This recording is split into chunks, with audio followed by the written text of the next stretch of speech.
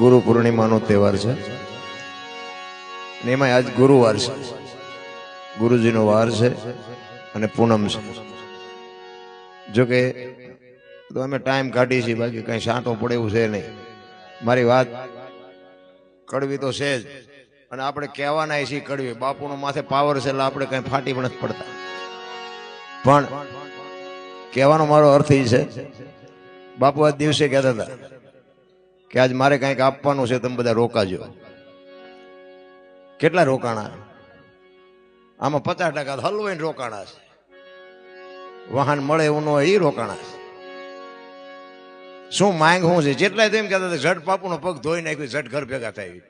અહીંયા ઘરે ને ઘરે ધોઈ નાખ્યા હોત તમારે તો મેળ ન પડી જાય. સદગુરુના શબ્દની શાન જ નથી રામ.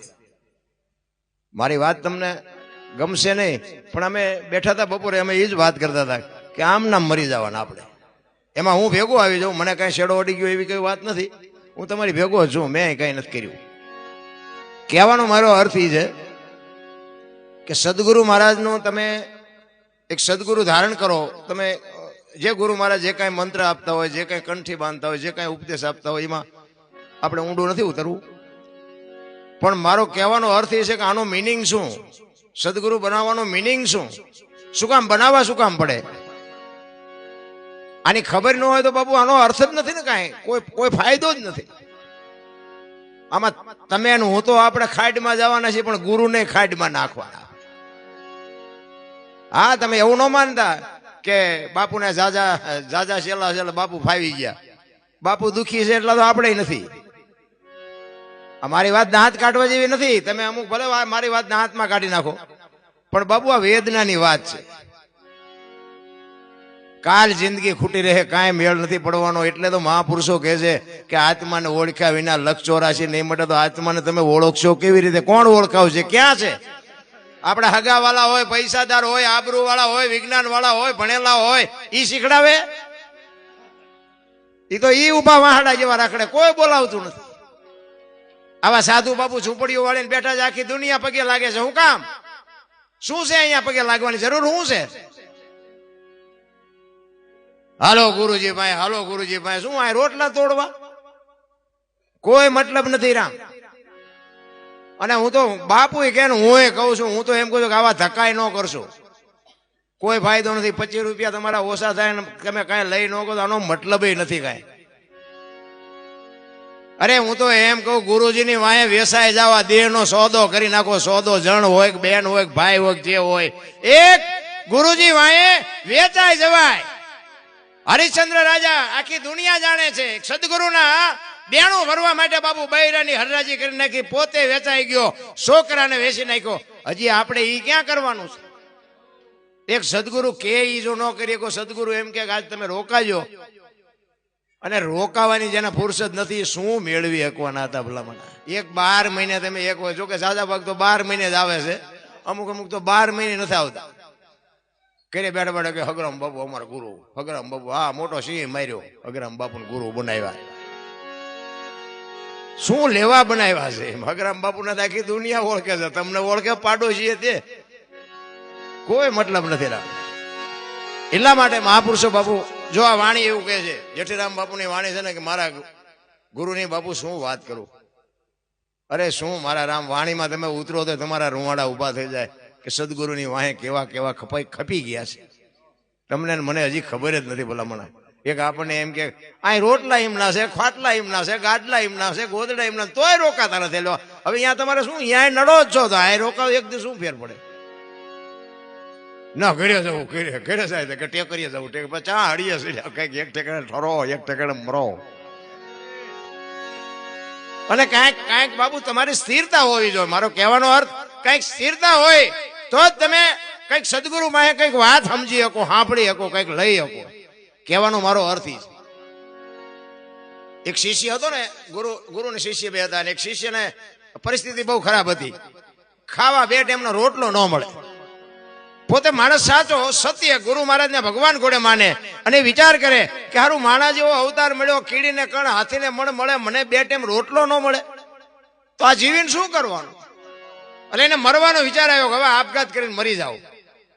પણ છતાં એના એક અંદર એક ગુરુ મહારાજના બાપુ શબ્દનો જો પાવર હોય, એની ટકાવારી હોય, એ તો હાંકડીમાં આવો ને તારે એનો તોલ થાય, ત્યાં સુધી ન થાય. એને વિચાર એવો આવ્યો કે મરી જવું છે વાત પાકી છે, પણ એકવાર ગુરુને મળી આવું, ગુરુના દર્શન કરી આવું. મારે ગુરુને કહેવું નથી, પણ ગુરુ મહારાજને હું એક દર્શન કરી લઉં.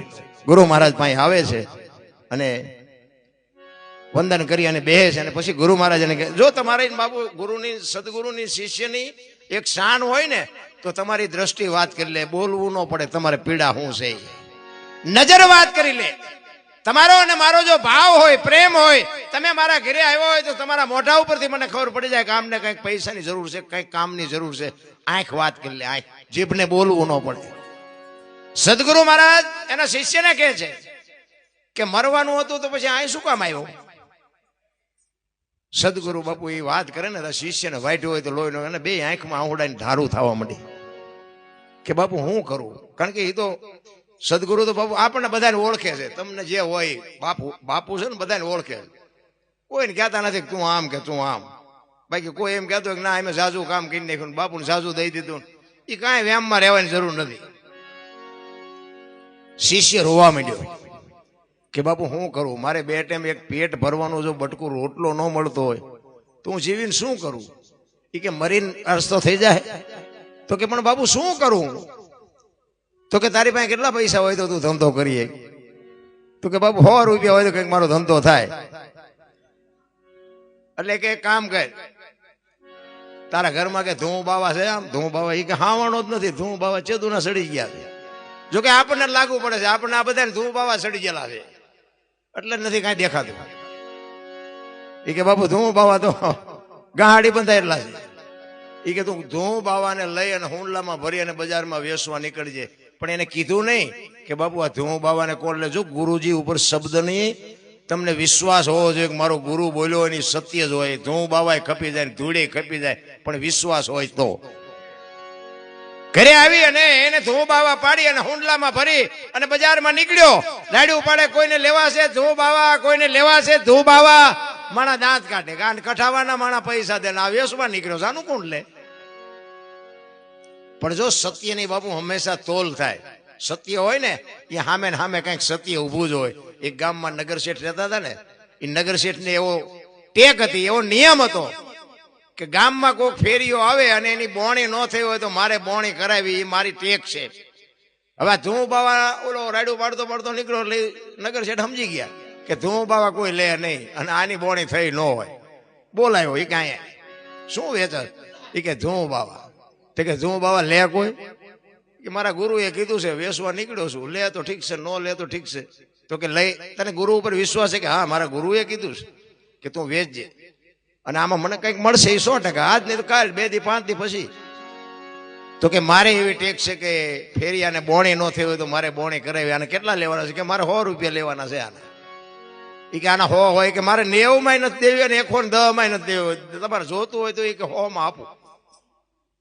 ધૂમ બાવા લઈ લીધા, 100 રૂપિયા આપી દીધા. હવે આપણે ઘરે ધૂમ બાવા લઈને જાઓ એટલે ઘરે ભડકો કેવો થાય? ઘરે કોઈ એમ કે ભારે કામ કર્યું, 2 તોલા હોનું લઈ જાવ, ઘર આખું રાજી થાય. ધૂમ બાવા ઘરે લઈ જાવ ડખા કેવા થાય? એને વહુ ને એના છોકરાને કે આપણી પાસે એટલી બધી સંપત્તિ છે, શું ધૂમ બાવા ભેગા કરવા પૈસા છે? આ નાખી આવો, દી આવો, પાછા 100 રૂપિયા લઈ આવો. બોલો કે મારી ટેક છે, એ મારી ટેક તૂટે. જો ટેક કેને કહેવાય? સત્યની બાબુ પરીક્ષા તો થવાની, પણ ટેક એને કહેવાય કે જીવ જાય પણ માણસ છટકે નહીં અને છોડે નહીં, એને ટેક કહેવાય.